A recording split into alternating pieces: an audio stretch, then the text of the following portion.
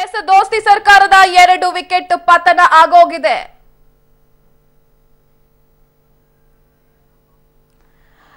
ಸಾಕಷ್ಟು ಬೆಳವಣಿಗೆಗಳು ರಾಜ್ಯ ರಾಜಕೀಯದಲ್ಲಿ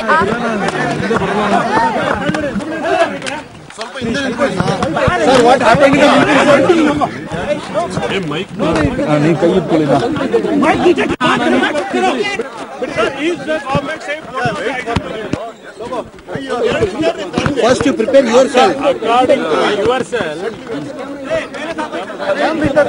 please tell me whether this government is safe or not. You please tell me.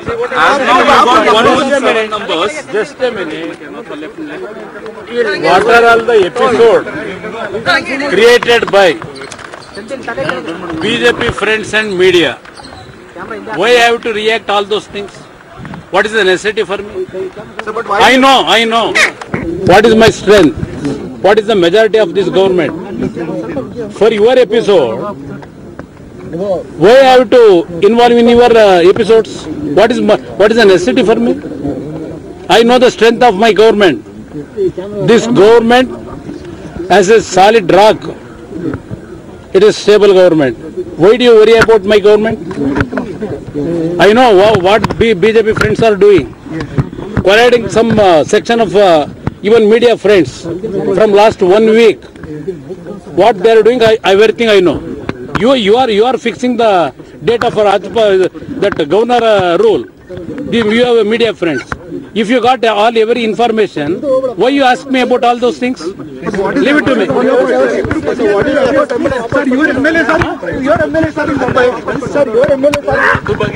ಇಬ್ಬರು ನೋಡ್ರಿ, ಇಬ್ಬರು ಕ್ಷೇತ್ರ ಶಾಸಕರ ಬಗ್ಗೆ ನಾನೇನ್ ರೆಸ್ಪಾನ್ಸಿಬಿಲಿಟಿ ತಗೊಂಡಿಲ್ಲ. ನನ್ನ ಸರ್ಕಾರ ನಿಂತಿರ್ತಕ್ಕಂಥದ್ದು ಕಾಂಗ್ರೆಸ್ನ ಬೆಂಬಲದೊಂದಿಗೆ.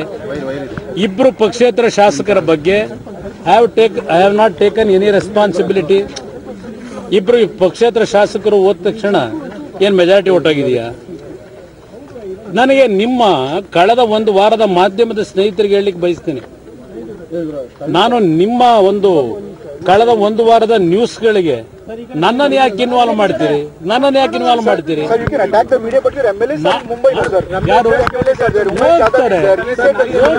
ನೋಡಿ, ನನಗೆ ಯಾರು ರಿಸೈನ್ ಮಾಡ್ತಾರೆ, ಯಾರು ಮಾಡಲ್ಲ, ಪ್ರತಿಯೊಂದು ಇನ್ಫಾರ್ಮೇಶನ್ ನನ್ನಲ್ಲಿದೆ.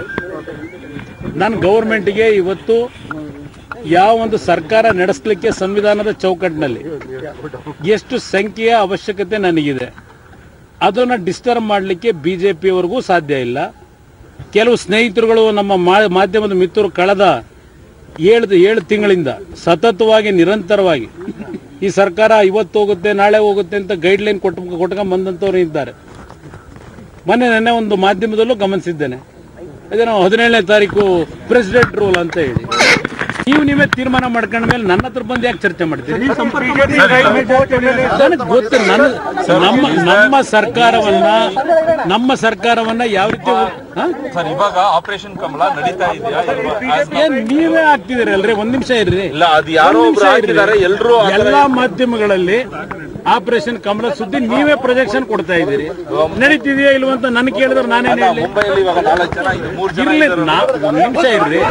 ಅವ್ರ ಪಾಪ ಅಣ್ಣ, ನೀವು